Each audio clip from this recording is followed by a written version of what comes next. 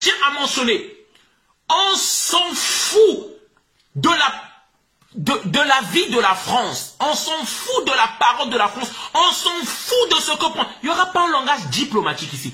On s'en fout de ce que pense la France. Sa parole ne vaut qu'une bouse de vache.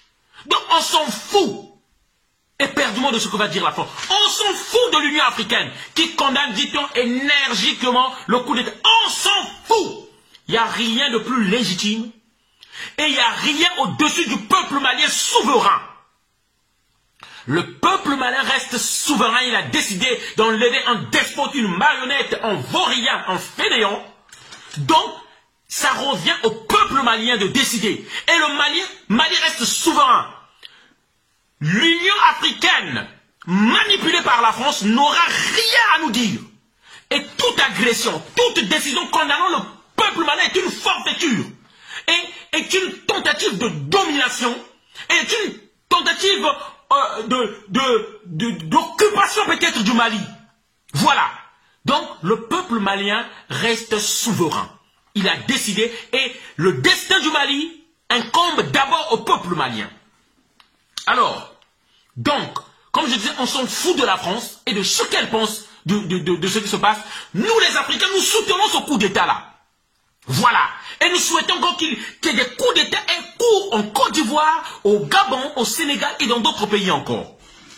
Alors, comme je disais avant de terminer cette vidéo, nous avons 3 revendications très importantes, très officielles.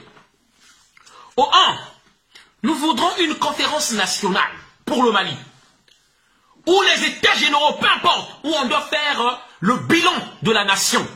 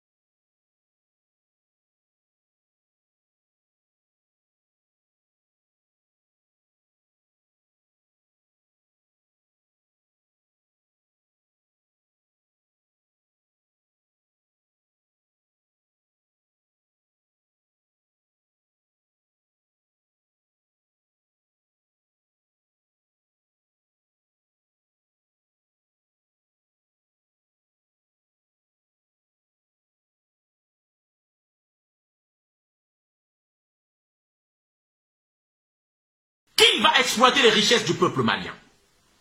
Voilà. Et par la suite de cette transition, nous voudrons des élections libres et transparentes. Libres et transparentes. Et nous disons que les panafricains doivent se présenter à cette élection-là. Voilà.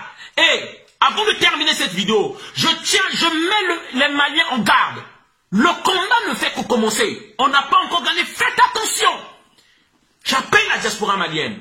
C'est le moment de trouver un lobbying, un grand lobbying, où nous allons cotiser. Je cotiserai moi aussi. Vous allez savoir aujourd'hui, s'il y a des gens qui ne sont pas nés au Mali, mais qui sont maliens dans le cœur. Nous allons cotiser. Il faut doter l'armée malienne. Parce que nous allons voir, si ce n'est pas eux qui commandent cette mutinerie, ou qui ne sont pas derrière, vous allez voir déferler sur le Mali bientôt une vague de djihadistes, de terrorisme, sans nom. Alors, c'est pourquoi nous disons, chers amis, s'il vous plaît, soyons vigilants. La diaspora malienne doit financer l'armée malienne pour assurer la protection des frontières du Mali. La diaspora malienne doit cotiser, chaque Malien de la diaspora doit cotiser une somme à partir d'1 euro, afin de doter l'armée malienne.